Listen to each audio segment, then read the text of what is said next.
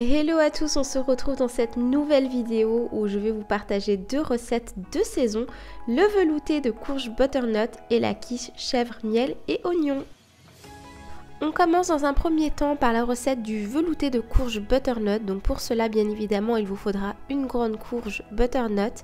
Ici, j'ai pris 6 pommes de terre, 4 carottes, 3 oignons.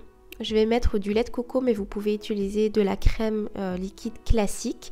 Et au niveau des épices, il y aura tout simplement un petit peu de sel, de poivre et quelques feuilles de laurier.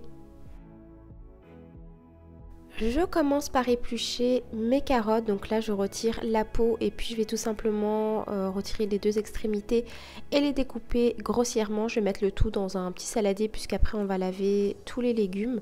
Et je vais faire de même avec toutes mes pommes de terre, mes oignons et ma courge butternut.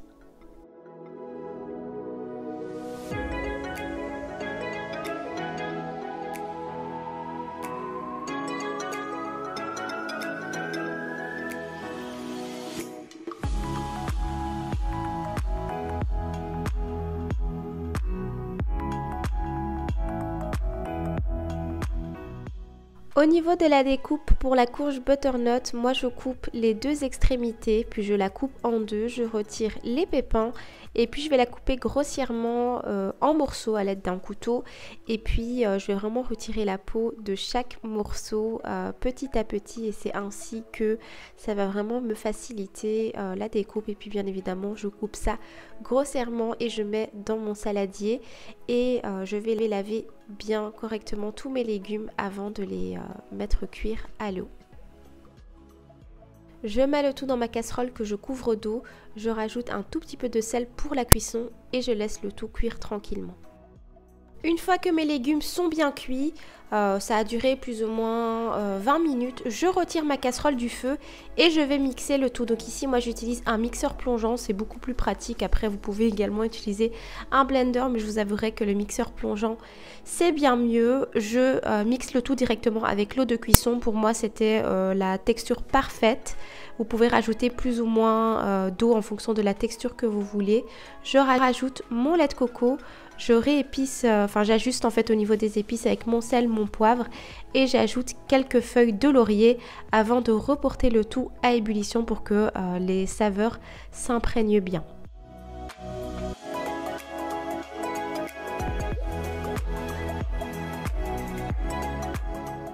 On passe à présent à la réalisation de la quiche chèvre, miel et oignon. Donc voici l'ensemble des ingrédients dont vous aurez besoin. Donc moi ici j'ai utilisé une pâte brisée, mais vous pouvez très bien utiliser une pâte feuilletée si vous préférez. Ici dans ma casserole ce sont des oignons que j'ai déjà fait caraméliser au préalable avec un petit peu de beurre, du sucre et du sel. Il vous faudra également une bûche de chèvre, une briquette de crème liquide, du fromage râpé, 2 œufs, du sel et du poivre. Après avoir étalé ma pâte sur un plat allant au four, je la pique grossièrement. Je découpe mes petites rondelles de la bûche de chèvre. Je vais d'abord mettre un fond d'oignon caramélisé dans ma pâte. Je rajoute mes petits roulés de chèvre. Je remets une petite couche d'oignon caramélisé sur le dessus. Dans mon petit pichet verseur, je vais préparer mon appareil à quiche. Donc je vais mettre mes 2 œufs et ma crème que je vais battre ensemble. Je vais rajouter un petit peu de sel. Donc ici c'est du sel rose d'Himalaya que je mets directement de mon moulin. Et pareil pour le poivre noir. J'ajoute la moitié de mon fromage râpé directement dans mon appareil à quiche. Et je dispose ceci sur ma quiche. Et je termine par rajouter le restant de fromage sur le dessus. Je rabats les petites extrémités parce que j'aime bien que ça fasse quand même beaucoup plus joli, mais vous n'êtes pas obligé de le faire. Je découpe le papier en surplus. Et puis je n'ai plus qu'à mettre ma petite quiche au four. Et c'est parti pour une cuisson de 30 à 40 minutes, 220 degrés, chaleur tournante. Ça y est, ma quiche est sortie du four. Je vais découper quelque part pour pouvoir vous montrer ce que ça donne et vous allez voir que tout ça fait vraiment envie.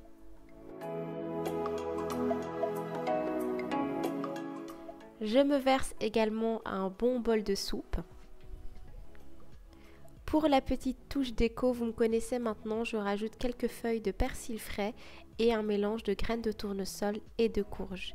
Voici ce que ça donne, un délicieux repas d'automne qui fait vraiment envie, qui est totalement réconfortant, idéal pour la saison. Cette vidéo est terminée, j'espère qu'elle vous aura plu, j'espère que les recettes vous plairont également. N'hésitez pas à les tester et à m'envoyer si vous les faites. Et moi je vous dis à très bientôt pour une nouvelle vidéo.